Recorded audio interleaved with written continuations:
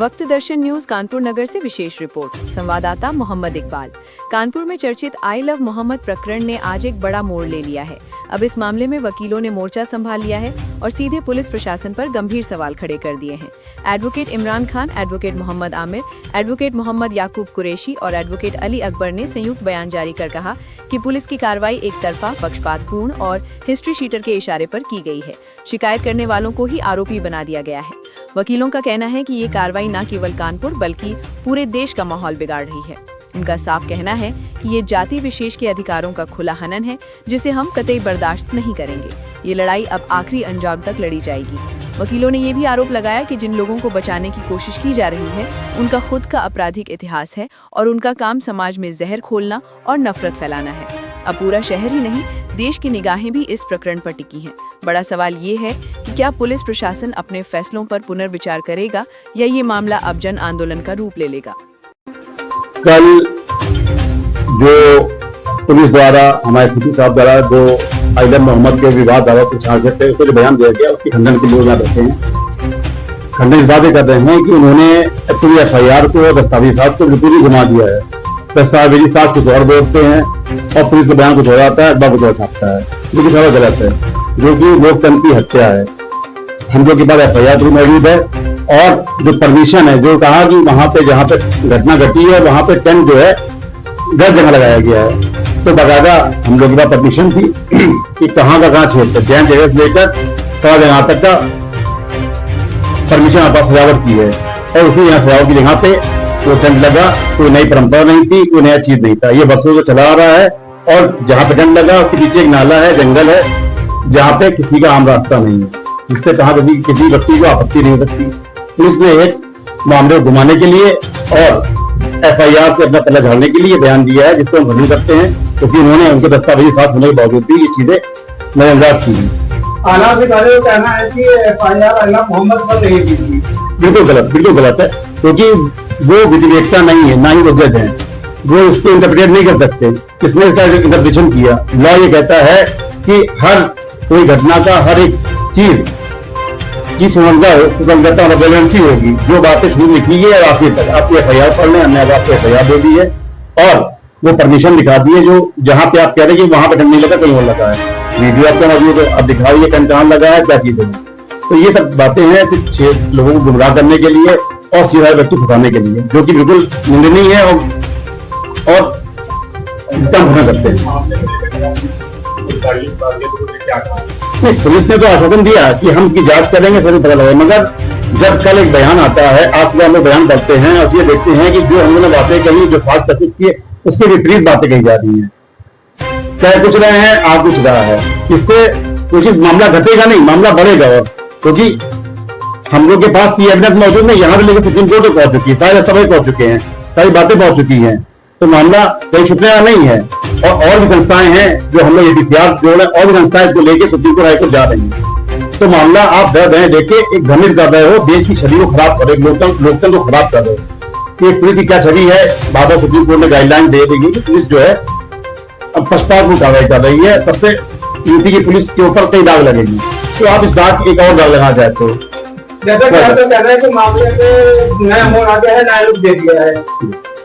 असल में ये प्रकरण अगर शुरू से देखें तो 4 तारीख की घटना जो मुसलमानों ने एफआईआर दर्ज कराई, एक धर्म विशेष को टारगेट करने के लिए पुलिस ने मुसलमानों के ऊपर भी कार्रवाई करने के लिए 5 तारीख की घटना दिखाई।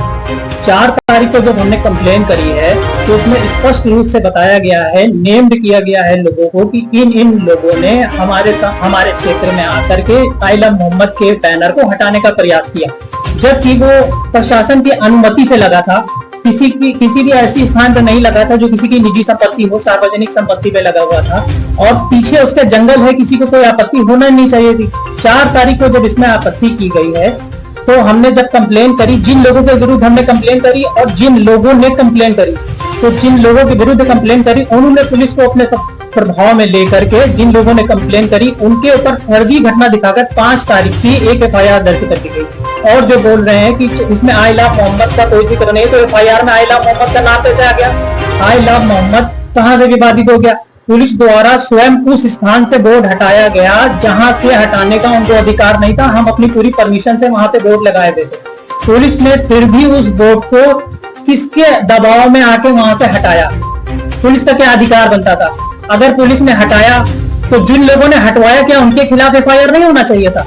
वो वहां के लोग कम से कम 300-400 लोग जमा थे वहां पे, उन लोगों की धार्मिक भावनाएं नहीं आहत हो रही थी। जो धार्मिक भावनाएं वहां आहत हो रही थी तो पहले 4 तारीख की घटना पे एफआईआर क्यों नहीं दर्ज की गई, और 5 तारीख की जो घटना घटी नहीं उस पर क्यों एफआईआर दर्ज की गई? मैं आपके चैनल के माध्यम से पुलिस की निष्पक्षता पर प्रश्न उठा रहा हूँ, और मैं खुद व्यक्तिगत रूप से उस स्थान पर गया हूँ, जाके मैंने देखा है, तो मुझे स्पष्ट रूप से पता चल रहा है कि वो कोई ऐसा स्थान नहीं था कि लोगों को आपत्ति होना चाहिए। ये जबरदस्ती 2 समुदाय में वैमनस्य बढ़ाने के लिए इस घटना को अंजाम दिया जा रहा है, जिससे कि क्षेत्र में शांति का माहौल खराब है। इसको लेकर आगे भी किस तरह की कार्रवाई की जा रही है, क्या कुछ चल रहा है, आगे कहाँ तक इस मामले को लेकर जा रहे हैं? आगे इस मामले में हम लोग अब हाईकोर्ट की तैयारी कर रहे हैं, सभी लोग हाईकोर्ट जाने के लिए तैयार हैं। अगर पुलिस प्रशासन, पुलिस आयुक्त महोदय जी अगर इसको मामले को जल्द समाप्त नहीं करते हैं तो हम लोग पूरा लीगल एक्शन लेने की तैयार हैं। पहले तो यह मानते हैं कि इस तरह के मामला से देश के एकता अखंडता और जो गंगा जमुना तहजीब है और जो विचारधारा है कहीं ना कहीं आहत होती है। जी, और आपने बिल्कुल सही प्रश्न उठाया कि हमारे हिंदू समुदाय को स्वयं इसमें आगे आना चाहिए और बताना चाहिए कि मोहम्मद जितने उनके हैं, हमारे हैं, उतने उनके भी हैं। उनको स्वयं आगे हमारी प्रतिरक्षा में स्वयं, ऐसा है नहीं, कुछ लोग हिंदुओं में ऐसे आ जाते हैं जो धर्म की राजनीति करने के लिए लोगों में वैमनस्य फैलाते हैं, धर्म के ठेकेदार बनने लगते हैं अपने आप को। और जहां तक पुलिस की बात है तो पुलिस की निष्पक्षता पे हमें बिल्कुल भी विश्वास नहीं है। हम माननीय न्यायालय जाएंगे, माननीय न्यायालय में 156(3) का प्रार्थना पत्र दाखिल करेंगे अपनी तरफ से, और जो भी माननीय न्यायालय हमें निर्णय देगा वो हमारे लिए मंजूर होगा। हमारे पास पर्याप्त साक्ष्य मौजूद है कि 4 तारीख को जो घटना हुई है उसके लिए एफआईआर दर्ज होना चाहिए था। संज्ञेय अपराध हुआ है जिसमें पुलिस सुलह समझौता नहीं करा सकती है। पुलिस को इतना अधिकार नहीं है कि उससे सुलह समझौता करा के मामले को खत्म कर पाए। जबरन फर्जी रिपोर्टें लगाई गई हैं। जो हमने कंप्लेन दर्ज कराई गई थी उस पर एफआईआर नहीं दर्ज की गई। 5 तारीख की फर्जी घटना दिखाकर एफआईआर दर्ज कर दी। इस मामले में कितने लोगों पर एफआईआर दर्ज की गई? इस मामले में नामजद 9 आरोपी हैं और 15 अज्ञात हैं लगभग, और अभी इस मामले में बाकी जांच चल रही है। असल में इसमें उन्हीं लोगों को नेम्ड किया गया है जिन लोगों ने 4 तारीख को एफआईआर दर्ज करने के लिए प्रार्थना पत्र दिया था। उन लोगों के नाम क्योंकि प्रशासन के पास पहुंच गए थे तो उन्होंने उन्हीं को नेम्ड कर दिया गया कि जो वादी बनना चाहिए थे उनको अभियुक्त बना दिया गया। शिकायतकर्ता को ही अभियुक्त बना दिया गया।